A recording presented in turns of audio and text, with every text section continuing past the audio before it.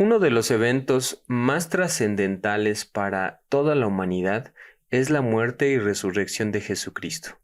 Lo podemos ver como en estas fechas se conmemora este evento. Y es importante para nosotros conocer el por qué se dio, cuáles son sus orígenes, de dónde parte, cómo se instituyó y lo más importante, qué es lo que quiere Dios que aprendamos, porque es una solemnidad instituida por Dios. Desde la antigüedad, en el libro del Éxodo, en el capítulo número 12, ahí es cuando se instituye, en el año 1491 antes de nuestra era. Y se instituye por medio de un cordero. El pueblo de Israel en el capítulo número 12 nos dice que estaban en Egipto y que Moisés los estaba liderando para que ellos pudieran ser libres, pero debían de estar dispuestos a hacer un pacto con nuestro Dios, y este pacto es a través de un cordero. Dice el versículo número 2: este mes os será a principio de los meses, será este para vosotros el primero en los meses del año. Habla a toda la congregación y diles: en el 10 de este mes tómese un cordero por las familias de los padres, un cordero por familia. Y ahí estaba ese cordero. Ese cordero se disponía para que el pueblo pudiera depositar en él su fe, que iban a ser perdonadas todas sus faltas anteriores y que si iban a salir libres de ese lugar, no solamente lo iban a hacer en su persona, sino también lo iban a hacer en su corazón y en su mente, porque tenían que ser libres de pecado, de cualquier falta. Dice el versículo número 6: y habéislo de guardar hasta el día 14 de este mes, y lo inmolará toda la congregación del pueblo entre las 2 tardes, y tomará de la sangre, y pondrán en los 2 postes y en el dintel de las casas en que lo han de comer. Y así, en esa institución vemos los tiempos. Desde la antigüedad ya se había establecido una fecha en específico, que era el primer mes a los 14 días del mes, y no cambiaba, siempre era en el mismo tiempo. Así que cuando nosotros vemos este antecedente, sabemos que nuestro Dios ya le puso fecha y lugar a este evento. Cuando este cordero era sacrificado, lo comía todo el pueblo en la noche del día 14. Y cuando los dinteles de las casas estaban pintados, era porque se les había anunciado que iba a venir una plaga última sobre Egipto, que era la muerte de los primogénitos. En el libro de Deuteronomio, en su capítulo número 16, nos dice acerca de esta fiesta. El verso número 1 dice: guardarás el mes de Abib y harás Pascua a Jehová tu Dios, porque en el mes de Abib te sacó Jehová tu Dios de Egipto de noche. Y sacrificarás la Pascua a Jehová tu Dios de las ovejas y de las vacas en el lugar que Jehová escogiere, para hacer habitar allí su nombre. No comerás con ella leudo, 7 días comerás con ella pan por leudar, pan de aflicción, porque apriesa saliste de la tierra de Egipto, para que te acuerdes del día en que saliste de la tierra de Egipto todos los días de tu vida. Y ahí estamos viendo un elemento más. Se sacrificaba la Pascua en el día 14 y venía acompañado también de 7 días de panes sin levadura. Y esta solemnidad era una sola. Entonces estábamos viendo que la causa del por qué el pueblo de Israel tenía que comer el cordero y sacrificarlo y pintar sus postes con la sangre era porque ellos necesitaban libertad. Y el efecto, lo que tenía que hacer el pueblo era liberarse de todo pecado. Por eso eran los panes sin levadura, para que el pueblo entendiera que si iba a ser libre, lo tenía que hacer en todo aspecto. Ese es nuestro antecedente histórico en la escritura, eso es lo que nos narra, y pues hay mucha información sobre esto. Solamente lo que queremos hacer el día de hoy es dar un esbozo para que tengamos la idea clara de que Jesucristo, cuando Él la celebra bajo los estatutos que había puesto su Padre.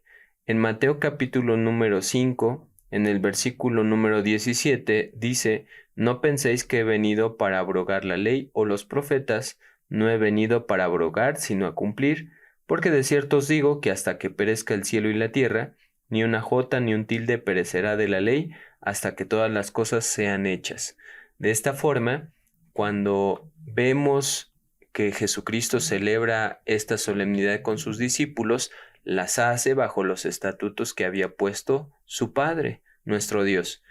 En el Evangelio de Marcos, capítulo número 14, verso 12, sus discípulos le preguntan: ¿dónde quieres que vayamos a disponer para que comas la Pascua? Y esa Pascua estaba ya instituida el día 14 en el mes primero. Y en Lucas capítulo número 22, verso 7, dice: Y vino el día de los ázimos, en el cual era necesario matar la Pascua. Y si nosotros usamos como referencia el libro del Éxodo, el libro de Deuteronomio, que ya los leímos, cuando se mataba la Pascua era en el día 14 del mes primero. Y esa solemnidad de Pascua y ázimos era una sola fiesta y estaba en dos partes, la causa y el efecto.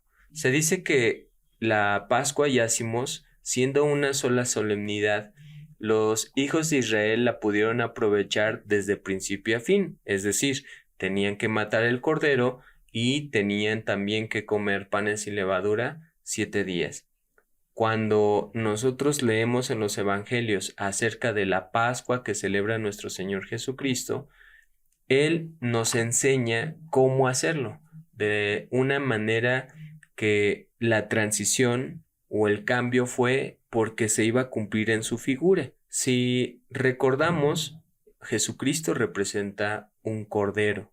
En el Evangelio de Juan, en su capítulo número 1, versículo número 29 dice: Y al día siguiente vio a Jesús que venía hacia él y dijo: He aquí el Cordero de Dios que quita el pecado del mundo. De esta forma, relaciona lo que leímos en Éxodo por medio de ese Cordero que se apartaba en el día 10 y que ahora Jesucristo iba a venir a ser ese Cordero que entregó su vida por todos nosotros para alcanzáramos la salvación. Y teníamos que hacer ese compromiso, una, de poder aceptar el sacrificio y otra, de poder vivir sin pecado, representados en esos panes sin levadura. Así, en el Evangelio de Mateo capítulo número 26, Jesucristo les dice a sus discípulos en el verso 26: Y comiendo ellos, tomó Jesús el pan y bendijo y lo partió y dio a sus discípulos y dijo: Tomad, comed, esto es mi cuerpo. La representación del cuerpo de Cristo estaba en ese pan sin levadura. Luego dice el verso 27: Y tomando el vaso y hechas gracias les dio diciendo: Bebed de él todos, porque esto es mi sangre del nuevo pacto, la cual es derramada por muchos para remisión de los pecados. No era una sangre literal, era un jugo que estaba vertido en un vaso, y de ese vaso bebieron todos los discípulos y representó en ese vaso la sangre de Jesucristo. Entonces, para nosotros, ¿cuál es nuestra Pascua? ¿Cuándo se debe de celebrar? Pues Jesucristo no cambió la fecha, porque en la misma fecha que se hacía en la antigüedad, los evangelios nos narran que Él representó estas cosas. Y esta transición de un cordero literal ahora iba a ser representado en ese pan y en ese vaso. Las dos cosas nosotros ahora las seguimos tomando para que una vez al año hagamos conmemoración o remembranza de que Él nos liberta del pecado. Él quiere que vivamos libres de cualquier falta para hacer pacto con nuestro Dios.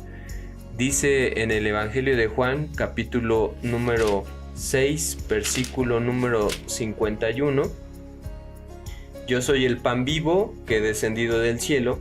Si alguno comiere de este pan, vivirá para siempre.